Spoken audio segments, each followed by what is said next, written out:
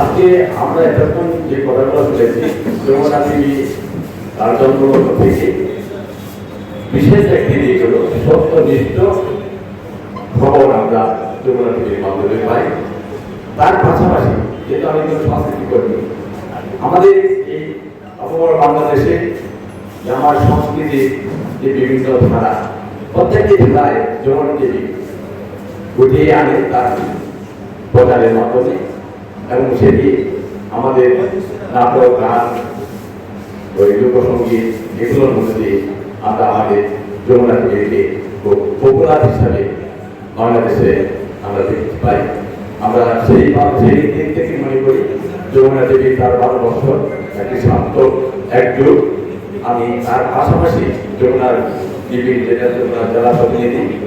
ছোট ভাই কামাল হোসেন খুবই স্মার্ট এবং উনিও সত্যনিষ্ঠ সংবাদ পরিবেশনের জন্য অত্যন্ত পরিশ্রম করে আমি আজকের এই একযুগ অনুষ্ঠানে কামাল হোসেন এবং যমুনা টিভি দীর্ঘায়ু কামনা করছি, এবং আগামী দিনেও এই ধারা অব্যাহত থাকছে এই প্রত্যাশা ব্যক্ত করে সভাপতি সবাইকে আমার